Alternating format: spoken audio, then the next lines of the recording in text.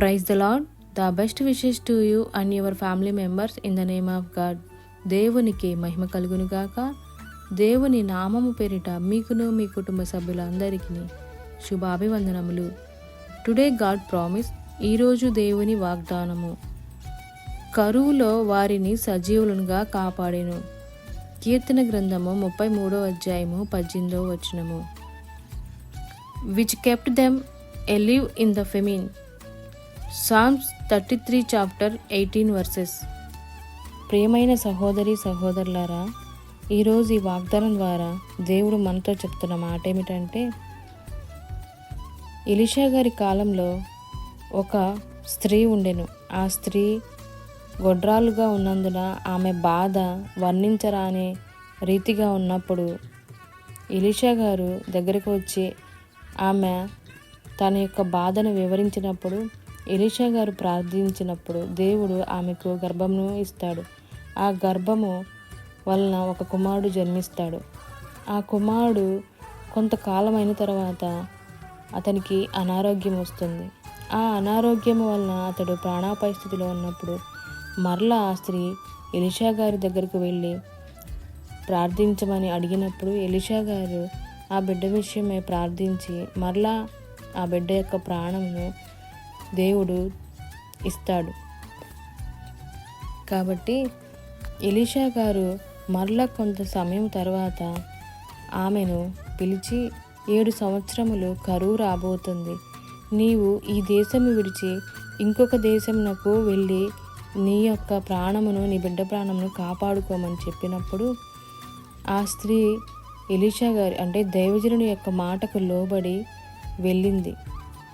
అక్కడ ఉన్న ఊరిలో ఉన్న ఇల్లుని చేలు అన్నీ విడిచి వెళ్ళటానికి మనకి బాధగానే ఉంటుంది. కానీ ప్రాణము బ్రతికి ఉంటేనే కదా అవన్నీ మనకు అవసరమయ్యేది. ప్రాణమే లేనప్పుడు అవన్నీ మనకి ఏమి ఉపయోగమూ లేదు వలన.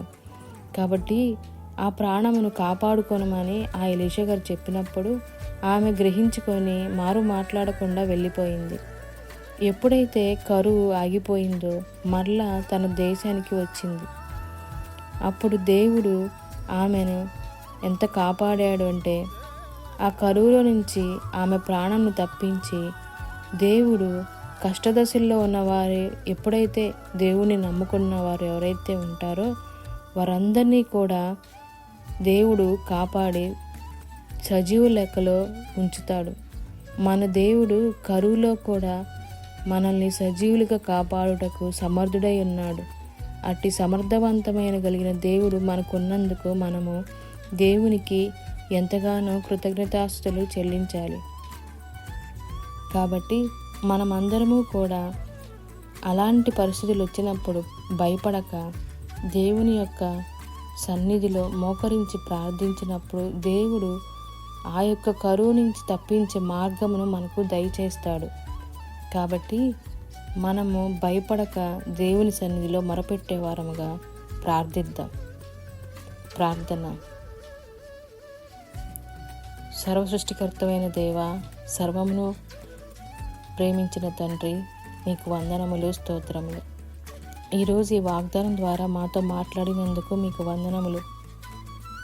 ఎంతమంది అయితే ఈ వాగ్దానం వింటున్నారో మరియు ఆ వాగ్దానం ప్రకారం మా జీవితంలోనూ అందరి జీవితంలోనూ ప్రభువా ఎలాంటి కరువు సమస్యలు వచ్చినప్పటికీ నీ సన్నిధిలో నీ వైపు చూసేవారముగా, ప్రార్థించేవారముగా, మా ప్రాణమును కాపాడుకుండకు ఒక మార్గమును దయచేయమని మిమ్మల్ని వేడుకునేవారముగా, అట్టి ఆలోచనను జ్ఞానమును దయచేయమని నజరేయుడైన యేసుక్రీస్తు అతి పరిశుద్ధ నామమున వేడుకొనుచున్నాము తండ్రి.